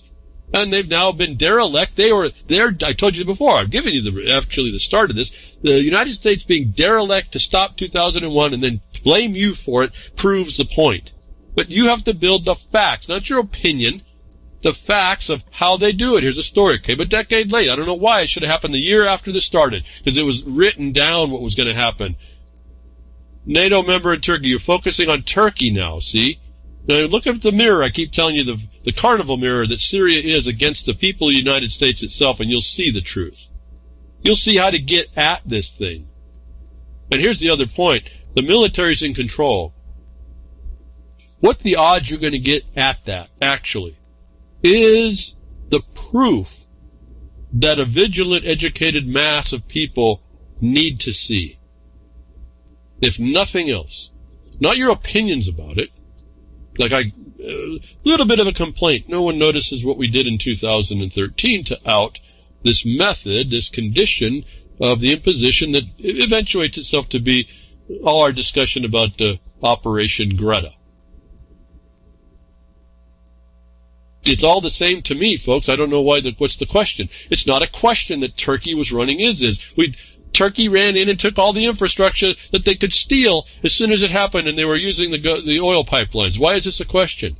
But this exposes that the United States is working through NATO, that they instigate ISIS, the terrorists, that they claim to be fighting, which they now use in your land to use against you to keep your right, take your rights, and to take the information you need to find this out. You don't need their information to find this out. It's common knowledge that this is a fraud. Why argue the rudiments of the policy when the whole action is a fraud? And on top of that, I say it's a dereliction of duty to allow it if it's not a fraud. And you start backing up what the claim of an official is against the duty to do much better. Certainly not crime. D.C. court, state secrets privilege trumps any citizen's right to know whether or not their government is trying to kill them. This is the story of a journalist. Bilal Abdul Karim, who believes he's been placed on the government's kill list. And they're not going to give him the information to go after it. So the court came back and says, well, because you can't get that information because it's a state secret, your case gets dismissed, even though I find that if you could prove it, you would have a case to go forward. Here's what I've been talking about. You think this is him? You think this is about Syria? You think this is about them? This is actually about you, folks. What they've been doing to you this entire time. If you understand how to apply everything that's been going on against you in this context about how they keep working it against you and what I've been talking about, how you're going to have to work to defeat it. And there's no silver bullets or shields here, folks. This is the point about what they get you when you live in an occupied land, when the Republic is destroyed or put us under, maybe to the point of conquering it. There's not many choices, I suppose I can say that way. So we talked here that there was I told you before there was a way to, about the TSA list being on that, how you can expose that and put your innocence against it. They will use this imperative. This is telling you that there's one court that's going to tell you that's absolute. What we talked about last week, it's not infinite, is it? So they promote to you that it's absolute, but I'm telling you the other court says it's not infinite. So you have to find the qualification, and you have to remove it. And part of that's fraud. Part of that's failure of a duty to cause you harm. And so I don't see this in this story anything different to tell you than what I've been telling you, that it may look like it's happening to somebody somewhere, some else, that doesn't affect you, but I'm telling you this is how this thing moves along against you. It moves in secret, and then they protect themselves. And they use these so-called loopholes. And as long as you stand there flat-footed and don't work out how this works, you're going to be trapped. Someone you know will be trapped. Someone by it. They'll be killed by it. We could read the story. I don't really like reading. I think the story is not really about the story. It's about the condition that nobody responds to properly. I read through this and I say, okay, well, he's in a bad strait the way they got it worked out, and they make it sound like it's a closed loop, shut and closed case and dismissal. But I started to look, he's not challenging what I would think, as I've told you, the proper issue. And then he agreed he didn't have the evidence. And he didn't construct, like the court acknowledged in that TSA travel list case, he didn't construct the elements of what could be plausibly, reasonably concluded to be the ability to be on the list in order to move forward anyway. And so again, this is just us being ignorant in the tools that are available to us at a time when we are being pressed as a people counter to what we've been told, and totally unaware and unavailed of the remedies against such a vile intrusion. So I keep talking about this police power imperative, this military imperative, actually, because you're now in international provisions and you're in federal court. And remember, you didn't hear me. What was the silence in that last discussion about the district court? We don't know if that's actually a valid jurisdiction, do we? Why? Because when you go to the statutes that produce the establishment of that jurisdiction, as we talked last week, it may or may not be compliant. And I don't see anybody ever discussion about that compliance. Not just about the judge. The judge can be Article 3. What's the court established under? It's a little bit harder to say. Some of you have done the study, and thank you very much for doing that. You got to see something. You got to see an open fraud about the judicial system. What I hear, lots of people just complain, oh, that's the 1871, it's a corporate law, this and that and the other nonsense. Yet you can get at it. Instead of complaining about it, you can make it a point. You can make it a problem for them. And so, getting beyond to this, this is a serious notice to you. State secrets privilege trumps any citizen's right to know. That gives you the notice. You have to have your evidence before you go. Or, as we saw in the TSA case, you have to construct the elements that would constitute, and likely no other reasonable reason, that they are doing the harm because of the thing that you're complaining about. That's on you, and that's how this place is wired. It's not your opinion that you produce. It's really pretty simple in a way, and exacting as well, and it's not very nebulous. It's either the thing is there and you can prove it, or you can create it as a proof. Things happen. They're known to happen. There's an awareness. It's called judicial notice. The court can take things that are judicially noticeable, if I could say it that way. Things that would be a consequence of themselves, of the elements. They can take cognizance of that. You can invoke that as well. You can call the court's attention to it. That's not something you demand. It's something that you place in the record. At any rate. Okay, so I've been telling you, live in the military consequence. We've been through the FBI, can do more intel. They do more intel on you inside the system. They're beating each other up. They're taking away the reasons why they have to expose what the reason is that they're after you. In this case, with that intel community thing, that was actually focusing on Trump. I think the Trump problem, where they would now not have to give a plausible reason why they even blamed something against the Trump. And that's another style of coup. Although Trump is not some sacred cow to me. He's got his own problems with what we're doing. He's just as much committing treason against the Republic as all these other people. So, again, I just see all this stuff as a bunch of problems that need to be solved with very few people actually targeting after the problem, more picking up all the confetti relative to the other side's celebration that you haven't caught them yet. Cops go to wrong home, execute innocent man, claim it was okay because he had no rights. Cops go to wrong home, execute innocent man, and claim it was okay because he had no rights. That's fascinating to me. But this is again a notice. How did you respond to that? My response was, okay, that's the position they took. Let's go look at it.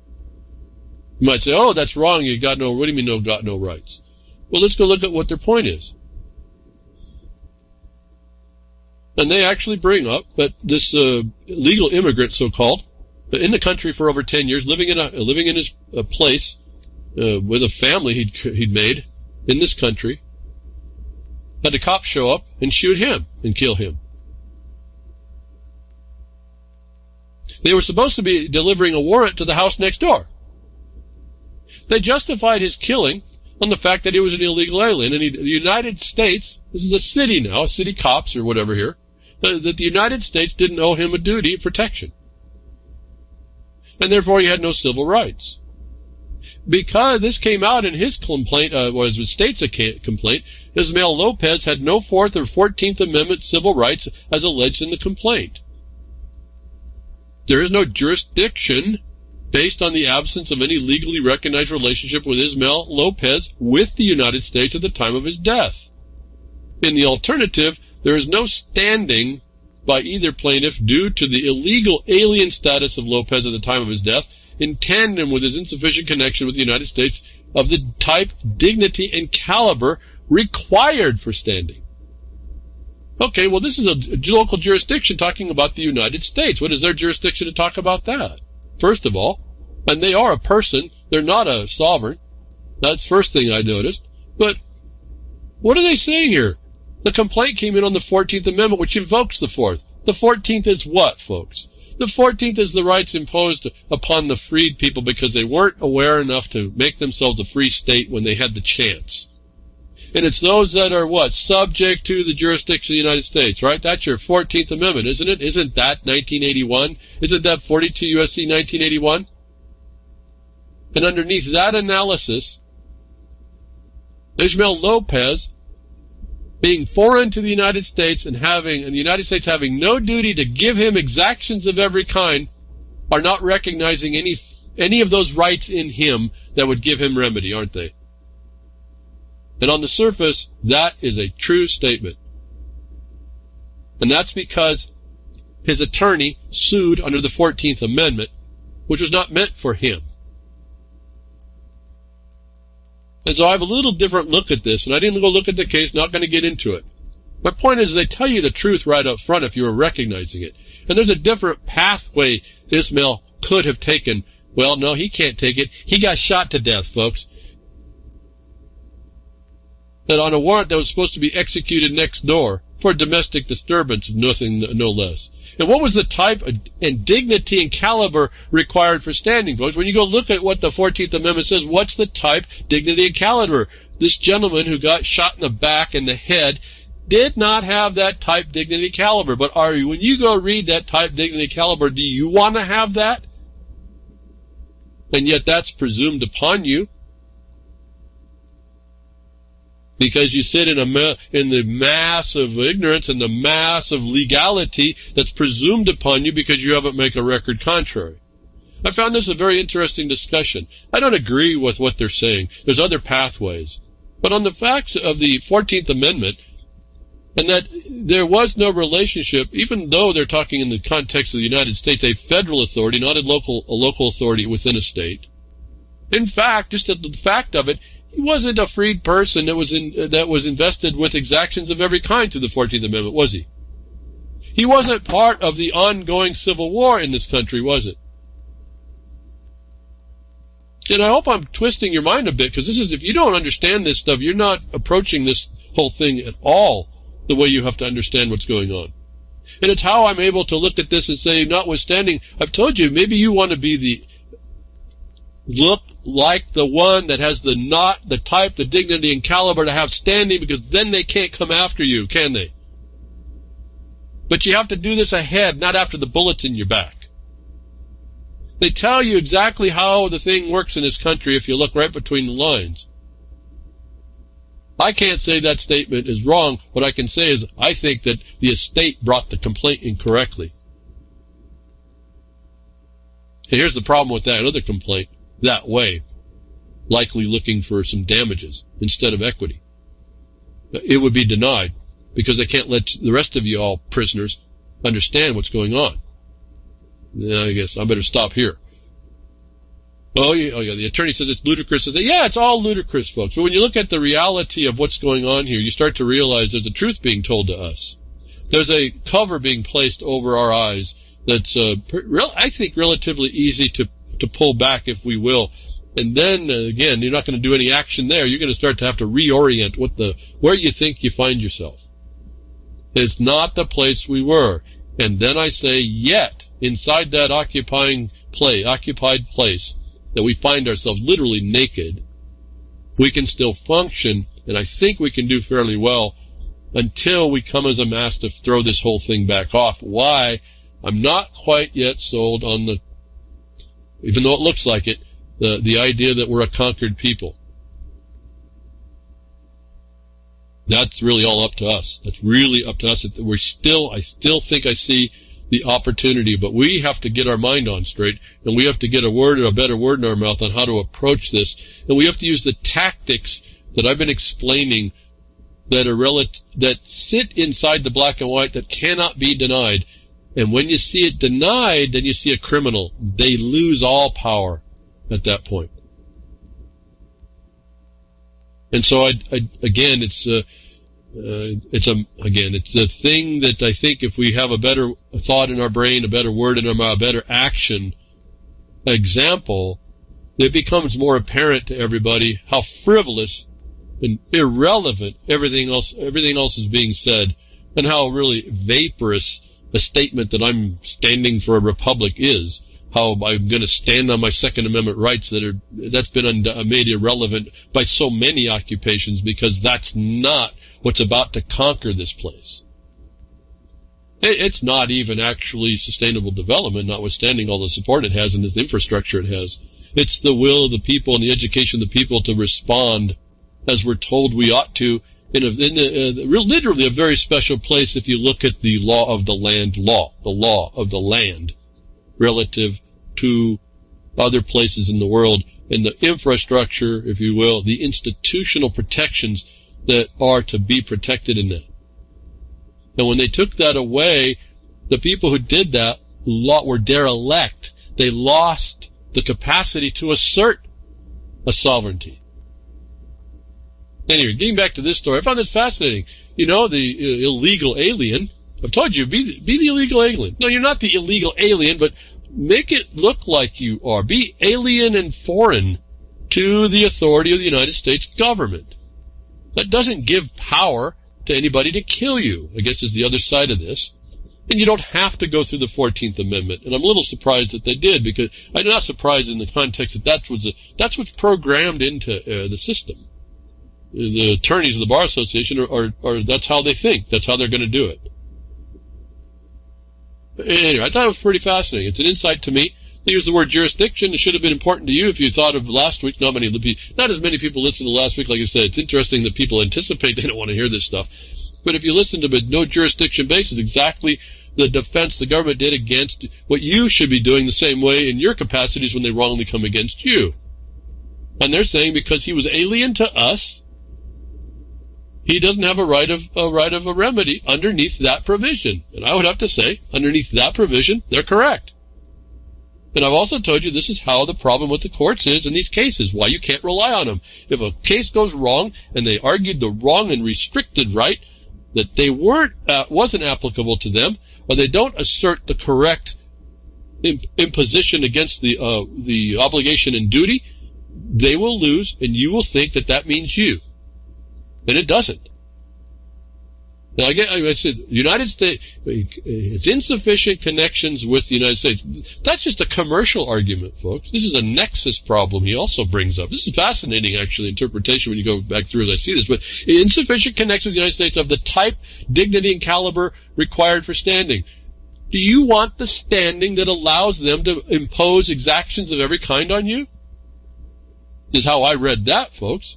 And if you don't, you're going to have to figure out what this means and how to apply it so you are like Ismael Lopez, hopefully before the bullet hits you in the back, and you have some measure of protection built in to the other things you also understood so you don't become Ismael Lopez.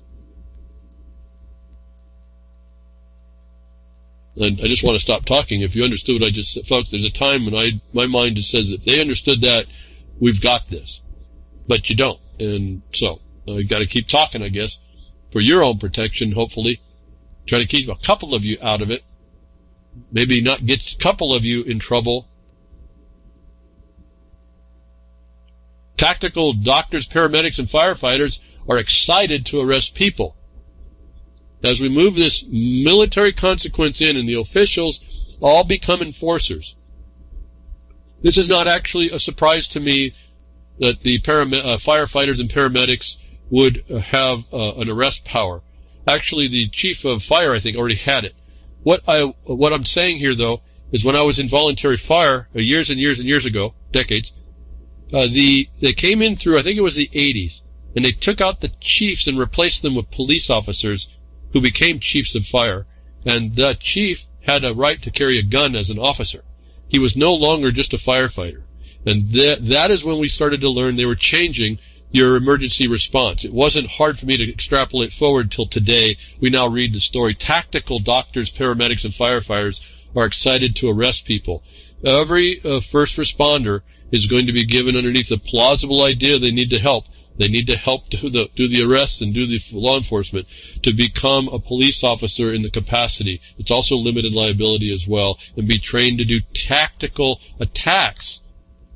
If you understand the insanity about this, but this is where it's going. They're telling us it's here. What I saw in the 80s is now fulfilling it through the ranks of all first responders.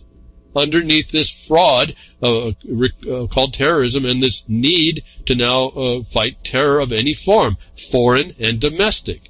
They're even using your own, all you military, they're using your oath against you and you haven't responded against that. It's really fascinating how they pull this off and they get people to believe in this stuff. Notwithstanding the promotion that's been going on about how great a firefighter is, how great the EMS worker is. And for that utility, I have no qualms. Yes, perfect. But now they're not, see, folks. So they come under the cover of Juan Valdez and his donkey. I don't know what to say. I just want to shut up. I wish people understood how far down how far away from a republic we are, where the infiltration is, how it continues, how nobody is stepping up to stop it, how no voice will step up to do the right things in the right way to do so. You'll go out and you'll protest. I see so many people protest. But that's not how you stop this stuff. And in the way, the actual application, it's not even how you stop this stuff when you start to know. I've told you, you have to come up with unique approaches to go get past the filters that are put in to stop change in the restoration, I guess, is the point of that. Not change. They want to do the change. It's this incremental change that's killing us. And yet there's foundational laws and principles of the land that they are not supposed to violate, that they don't get called on. And everybody, I get all these, I see these comments here and there that just kind of dismiss this point. That's what I say. This is not a hoax, folks. This is not something you just call a hoax and it's done. These people are out here to harm you and to give themselves license under plausible care and security. Now the EMS is going to be coming. They'll shoot you too. Think that it stopped at the police come for wellness care? No, the EMS guy will shoot you now. The firefighter just shoot you. And if you ever had to walk in, see, being of a little bit of a firefighter, being a volunteer firefighter, being at fought fires, you kind of get into want to help when you can. If you've ever walked into let's say a city fire being fought, they don't care about your expertise to help them. Their organization is more important, and they'll threaten to arrest you instead of try to use you. Now, at some level, I get that because they're a crew. But when you got a house that, like I've been involved a few times, houses that the fire department's losing, and you have some experience, you think that they'd want to have your help. But no, because it's a gang now. And they'll threaten to arrest you for trying to help. They don't want your help, but they'll impose their help. And that should send you a message to you about how this is starting to work. The internals of a system will be immune. They will fight inside about keeping that. They will beat each other up to maintain that status quo. It's why I don't get involved in some things and keep following through, like I was talking with the Epstein. That's a really big deal, but it's only for those that are going to be able to take this information and more to what I'm telling you in application, apply it to do a thing in the end. Not just out the dirty laundry, but actually do this. And why there was a story a long time back, Epstein's accomplices will not face federal charges in Florida. That was like I told you, I think I mentioned this before, it was like hearing the Khashoggi was melted down into liquid and poured down the drain. You're not getting at this one. The inside protects itself. When you see this, there's a bigger gang going on. And you need to refocus on what, if anything, you can do about that if you're going to spend time there. If you're spending time, and why would you want to waste your time? Time's ticking, folks. And so these internal systemic protections are notices. And you really need to step back about the amount of work you can do in certain areas before you commit time to some of this. Why I've kept telling you, maybe go local, because that's probably where you're going to be able to do this. And as I've been able to prove to you, going local can actually affect the national. But it's in a very indirect way, and it comes in a way that, they do transparency against us. We do this transparently against them. They don't even see we're there, and then they embrace what we're doing. It's really a fascinating dynamic. And so the inside of the system, when you see the inside of the system protecting each other, are setting up protections. That's the system, folks. You can just tie all these people together. They're all working together. And you're likely not going to get at it. Oh, you're going to you're going to expose all the dirty laundry. But it's eventually not actually going to mean anything. And as you expose it, if you don't get ahead of it before you start attacking it, they'll start producing protections inside the system. I think I've even actually seen a couple coming out of this. So this is how the system identifies itself to us, that we don't have to even ask questions about it. And we can then make a decision, okay, they got shut down, they got exposed to this limit. Who has the techniques and talent to go in and get the things they need to expose a thing that we can do something about? It's a totally different analysis. is what I tell you to have to do, and all these things where you find they're harming you, your neighbor, your family, whatever you feel comfortable to apply yourself to. But it's time we did that. We have to apply ourselves to something. Because when you don't, all this stuff we see that's harming you and set up to harm you and set up inside to continue the harm against you continues. And then in this next report we come off and I don't know what the problem here. Then we get us being all feeling like we're all hurt. We got a hurt to feel. Infuriating report reveals DMVs across the U.S. are selling your personal info and making millions. Why is he infuriated? It's part of the black and white that allows the commercial DMV to sell your stuff in commerce. It shows you the system is not public-private, it's public-private. See, one has a hyphen and one doesn't. Why is this author infuriated about your DMV records? Why were you signing up as a commercial resident? A commercial resident, actually, yes. I said it right. Your personal info. What about your private? Don't give it to them. Personal is that business. Person. It's a legal entity within the state.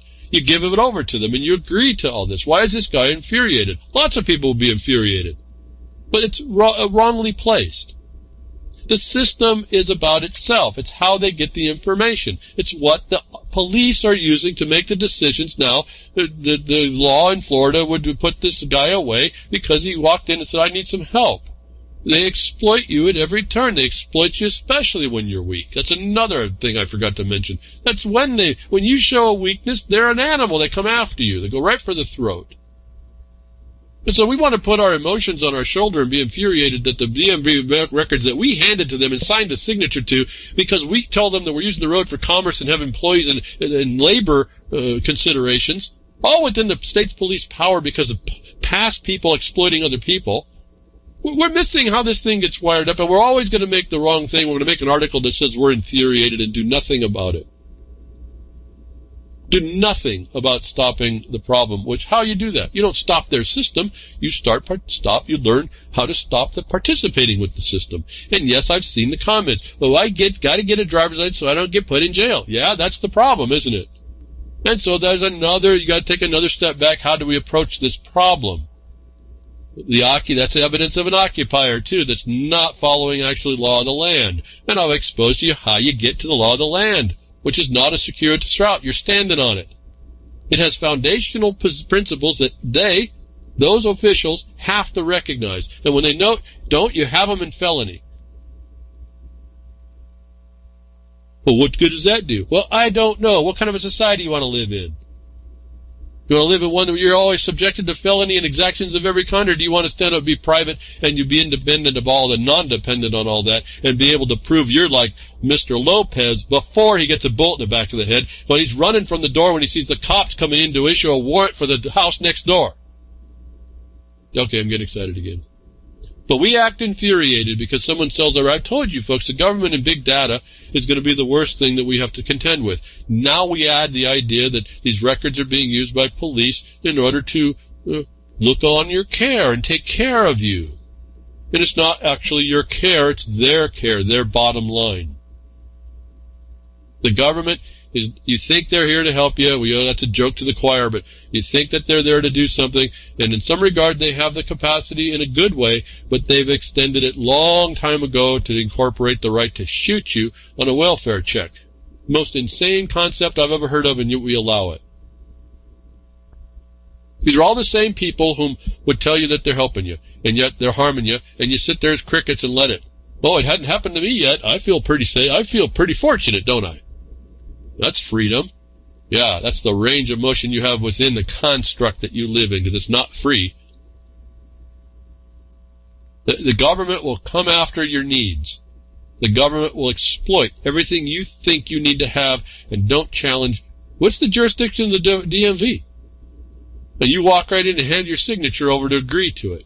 And then you're infuriated that they take this data, but the government, the legislature has said, oh, you take that information. It's just commerce anyway. It's public. Let's privatize it. Who does that go to? Third parties that are doing what with it, folks? That's the other part of that story, which I don't read. Sometimes I think I should read it. Scare you to death. things I don't even understand are going on with all this stuff. There's someone there to grab and do something wrong with about everything you hear about. I don't know where that came from. That's not my psyche. That's probably why I don't get it. I don't see that part. I have to read about it. But that's why, and more important, we have to stop it on the front end so it can't go further. I guess you could go and get legislation that when you want to hand your public information for commerce over to the DMV, that they can't hand it out so well that you end up finding out, like legalization of pot, they make it good for the state and harder for you because it's legalized. I guess you could do that. Or how about you learn what they're doing violates your ingress and egress rights in the law of the land as grants obligations against what they're doing, and they're fraudulently imposing the commerce code on you. Not the way you all have heard how to say it, the more the way I'm telling you how to get it stated. And you don't do that as a jeopardy. You do that over a record-making campaign, if you will, with a focus point to expose not a right you may have, but their extension of their limited authority into places that it isn't lawful, thereby showing you the place that you are, that is where you stand instead, and outside, foreign to that jurisdiction, the word you were talking about last week. So the governments are here, they want to harm us, they want to make things underneath this new normal to harm us, but we stand back, we complain. One of these stories coming out of the public lands, you think you need heat, you think that you need firewood, and then this judge comes along and it shuts down 2 states' utility.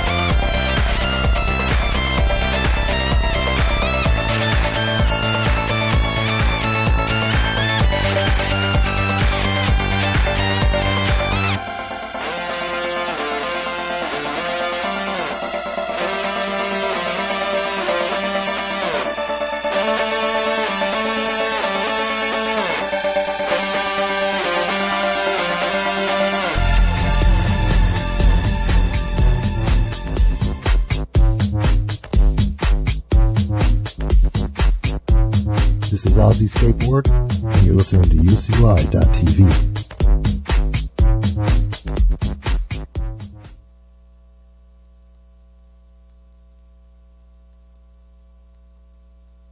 Here, CNN, MSNBC, Fox News. Tired of the same repetitive government narratives? Then wave goodbye to the distractions and rhetoric of corporate media. For this is Anti Media Radio. But I want to get